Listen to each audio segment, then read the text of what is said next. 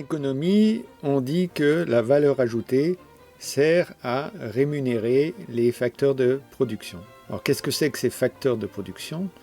C'est en économie moderne le travail et le capital.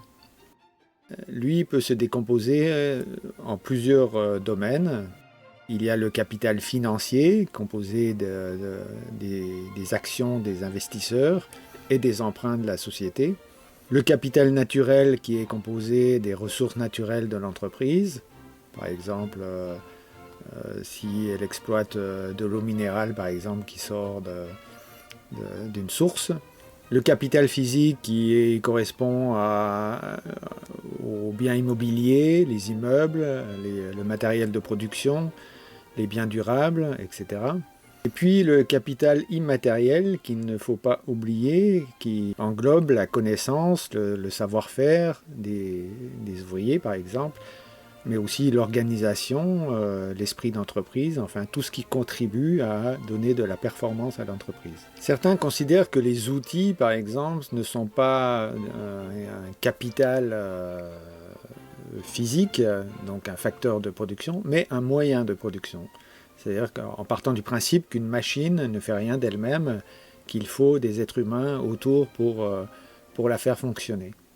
Dans ce cas, seul le travail est le facteur de production. C'était la position de Keynes, par exemple, au milieu du XXe siècle. Et effectivement, c'est intéressant de voir qu'à la source de la richesse, de la valeur ajoutée, c'est essentiellement le travail des hommes. La France compte 150 000 entreprises, grandes, petites ou moyennes, qui embauche 12 millions de salariés.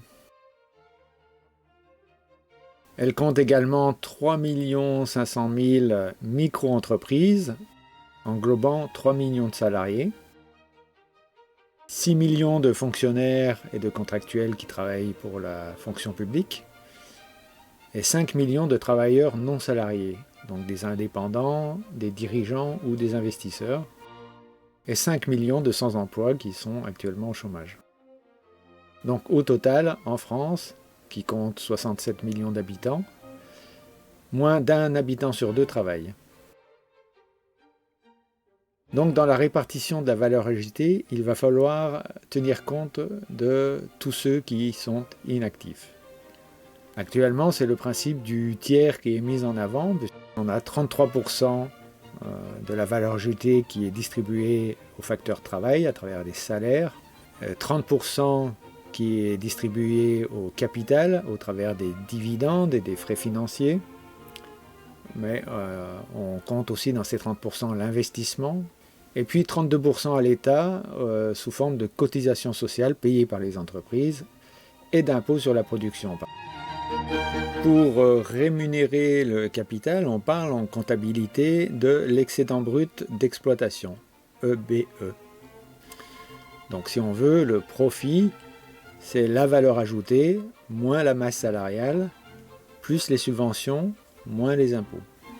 Le bénéfice ou résultat net, c'est cette valeur de l'EBE, moins les amortissements et provisions, moins les frais financiers et les impôts sur les bénéfices. Et c'est ce résultat net qui rémunère les dividendes des actionnaires. Donc contrairement à l'EBE qui montre le cash flow de l'entreprise, c'est-à-dire les liquidités, le résultat d'exploitation montre la rentabilité, après avoir pris en compte toutes les dépenses, y compris les dépenses exceptionnelles, les investissements, les remboursements d'intérêts, etc. Et après qu'on ait déduit toutes les charges d'amortissement, de provision. La répartition dépend du mode de production, évidemment. Selon qu'il est unitaire, artisanal, industriel, selon que la production est automatisable ou non, selon qu'elle est globale, de A à Z, ou modulaire, dans la division du travail, qu'elle s'appuie sur la compétition ou la coopération, qu'elle est vitale, nécessaire ou simplement commerciale, tous ces critères modifient le mode de répartition. Et c'est là que la politique agit. à partir d'une somme, de la valeur ajoutée, on peut choisir de distribuer à l'un ou à l'autre, plus à l'un, plus à l'autre, selon un objectif politique. On peut aussi parler de l'investissement comme un moyen d'augmenter les facteurs de production. Par exemple, la formation des travailleurs peut être considérée comme un investissement à partir du moment où elle augmente les capacités des travailleurs. On parle aussi de productivité des travailleurs quand on mesure la valeur de la production par rapport au coût du travail. Donc là, on prend que le facteur travail, on regarde la quantité produite en valeur et on mesure la productivité. Cette productivité, elle dépend évidemment du développement technologique, du management, de l'investissement personnel des travailleurs, mais aussi de l'investissement collectif, l'état des réseaux, la performance des institutions, l'efficacité du système juridique, l'administration, la fluidité monétaire, le niveau éducatif, tout ça contribue à la production et contribue à améliorer la productivité d'une entreprise. À partir de cette création de richesse, nous pouvons regarder comment circule l'argent dans la société. Donc, partons par exemple d'une production de 4250 milliards d'unités monétaires. Eh bien, nous avons une certaine consommation intermédiaire qui a permis cette production. Et puis une valeur ajoutée qui va permettre de rémunérer les facteurs de production.